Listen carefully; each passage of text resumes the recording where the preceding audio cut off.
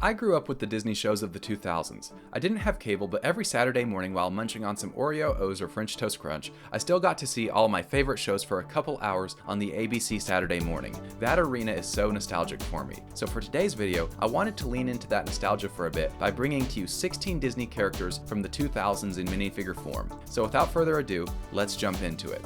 First up, we have Zack and Cody. Zack, the cooler of the two, or the one who at least sees himself as cooler, is in the red jacket and striped shirt, while Cody, the more logically minded and socially awkward, is in the red sweater. I think these two figures turned out alright. The hairpieces are fitting and both of their expressions match their personalities. Zack looks a bit more mischievous, while Cody looks a bit more kind-hearted. Piece-wise, Zack is using Merry's face from The Lord of the Rings, but that is pretty rare at this point, so if you have a Ron Weasley face and want to make this figure yourself, that would work too. Cody is using Woody's face from Toy Story and has the torso from Dick Grayson. For accessories, I made sure to give the twins one of those hotel carts to use for their shenanigans, as well as a pair of skateboards.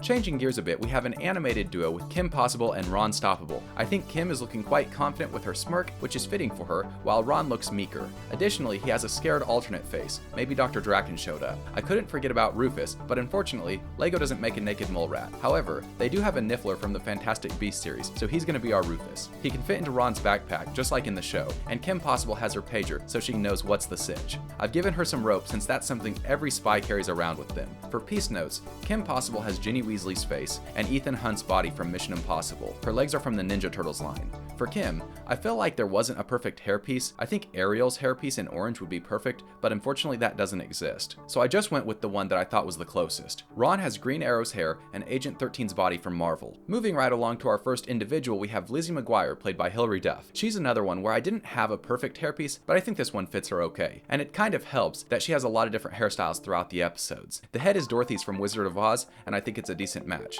I've given her a pink lipstick and also a tile on it with a cartoon, since Lizzie McGuire is constantly imagining herself as one. Next up, we have Phil of the Future and Keeley. At first, I was afraid that these two were just going to turn out really boring, and that it would be compounded by the fact that Phil of the Future, at least in my opinion, was never one of the most popular Disney Channel shows.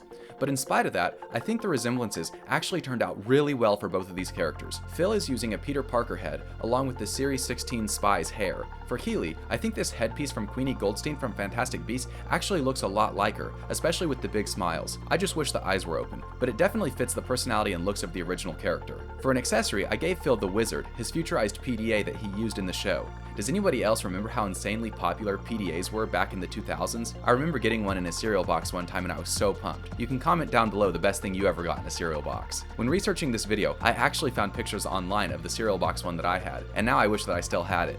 And now we have another iconic duo, Troy Bolton and Gabriella Montez from High School Musical. And not gonna lie, the most awkward part about these figures is that I had to use a female kickboxer torso for Troy's jersey that's just flipped around. Just don't look at its back. Gabriella's outfit is based off the scene that had the song Start of Something New from the original movie. Her head and body are from Cho Chang from Harry Potter. The skin tone for her is probably just a half a shade too dark, but I think it worked out okay.